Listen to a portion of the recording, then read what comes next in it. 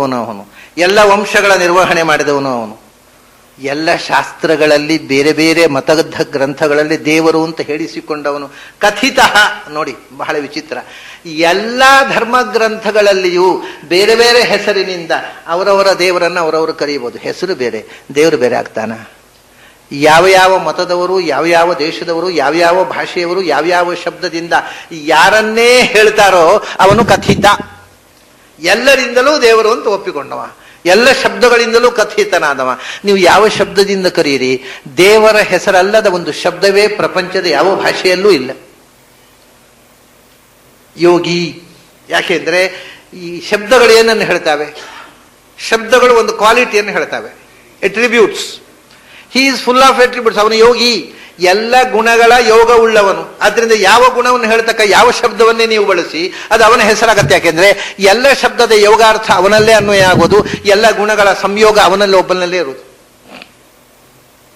ಬೇರೆ ಇಲ್ವಾ? ಬ್ರಹ್ಮ ದೇವತೆಗಳು ಇದ್ದಾರೆಯಾ, ಅವರಿಗೂ ಯಥಾಯೋಗ್ಯವಾಗಿ ಎಲ್ಲ ಅರ್ಥ ಅನ್ವಯವಾಗತ್ತೆ.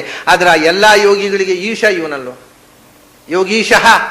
ಎಲ್ಲ ಯೋಗಾರ್ಥ ಅನ್ವಯ ಬೇರೆ ಬೇರೆಯವರಲ್ಲಿ ಯಥಾಶಕ್ತಿ ಯೋಗಾರ್ಥ ಅನ್ವಯವಾಗುತ್ತೆ. ಈಗ ಅಗ್ನಿ ಅಂತೇವೆ, ಅಗ್ನಿ ಅಂದರೆ ಬೆಂಕಿಯೂ ಹೌದು, ಆದರೆ ಬೆಂಕಿ ಅಷ್ಟೇ ಅಲ್ಲ. ಬೆಂಕಿ, ಈ ಬೆಂಕಿ ನಾವು ಒಲೆಯಲ್ಲಿ ಉರಿಯುವಂಥ ಬೆಂಕಿಯೂ ಅಗ್ನಿ. ಯಾಕೆ? ಅಗ ಅಂದರೆ ಚಲಿಸದೇ ಇರುವ ವಸ್ತು. ಚಲಿಸದೇ ಇರುವ ವಸ್ತುವಿಗೆ ನೀ ಅಂದ್ರೆ ನಯನ, ಚಲನ ಕೊಡುವಂಥದ್ದು. ಚಲಿಸದ ವಸ್ತುವಿಗೆ ಚಲನೆ ಕೊಡುವಂಥದ್ದು ಅಂತ ಅರ್ಥ ಅಗ್ನಿ ಅಂದರೆ. ಅದು ಅದರ ಎಟಿಮೊಲಾಜಿಕಲ್ ಮೀನಿಂಗ್.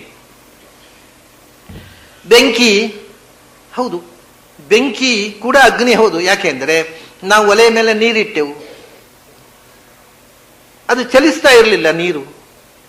ಬೆಂಕಿ ತಾಗಿದ ಕೂಡಲೇ ಚಲನೆ ಶುರುವಾಯಿತು, ಅದರಲ್ಲಿ ಕುದೀಲಿಕ್ಕೆ ಪ್ರಾರಂಭ ಆಯಿತು, ನೀರು ಉಕ್ಕೇರಿತು, ಹಾಲು ಉಕ್ಕೇರಿತು.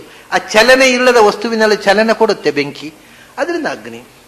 ಆದರೆ ಅದು ಜಡ ಅಲ್ಲ ಸ್ವಾಮಿ, ಅದರಲ್ಲಿ ಚಲನೆ ಕೊಡತಕ್ಕಂಥ ಒಂದು ಚೈತನ್ಯ ಇದೆ, ಅಗ್ನಿ ದೇವ ಅಂತ ಹೇಳ್ತೀವಿ, ಅವನು ಅಗ್ನಿ. ಆ ಅಗ್ನಿಗೂ ಚಲನೆ ಕೊಡ್ತಕ್ಕ ಒಬ್ಬ ಇದ್ದಾನೆ. ಯಾಕೆಂದ್ರೆ ಎಲ್ಲ ಚಲನೆ ಇರುವುದು ಯಾವಾಗ ನೋಡಿ, ಪ್ರಾಣಾಗ್ನಿ ಇದ್ದಾಗ ದೇಹದಲ್ಲಿಯೂ ಚಲನೆ ಇರ್ತದೆ. ಯಾವಾಗ? ಉಸಿರಿರುವಷ್ಟು ಕಾಲ. ಉಸಿರು ನಿಂತಿತು ಅಂದರೆ ದೇಹ ಬಿತ್ತು, ಚಲನೆ ಇಲ್ಲ. ಮತ್ತೆ ಇನ್ನು ಚೆನ್ನಾಗಬೇಕಾದ್ರೆ ಇನ್ಯಾರ ಹಿಡಿದು ಹಂದಾಡಿಸ್ಬೇಕು, ಅದೇ ಹಂದಾಡೋಲ್ಲ. ಹಾಗಾದ್ರೆ ಎಲ್ಲ ಚಲನೆಗೆ ಮೂಲ ಪ್ರಾಣಾಗ್ನಿ. ಹೊರಗೂ ಗಾಳಿ ಬೀಸಿದ್ರೆ ಚಲಿಸುತ್ತೆ, ಒಳಗೂ ಕೂಡ ಪ್ರಾಣದೇವರು ಮುಖ್ಯವಾದ ಅಗ್ನಿ. ಎಲ್ಲ ಜಗತ್ತಿನ ಚಾಲಕ ಶಕ್ತಿ ಪ್ರಾಣದೇವರು. ಅದರಿಂದ ಈ ಬೆಂಕಿಗಿಂತಲೂ ವೈಶ್ವಾನರ ಪ್ರಾಣದೇವರು. ಪ್ರಾಣದೇವರಿಗೂ ಚಲನೆ ಕೊಟ್ಟವ ಇದ್ದಾನಲ್ಲಪ್ಪ ಭಗವಂತ, ಅವನು ದೊಡ್ಡ ಅಗ್ನಿ.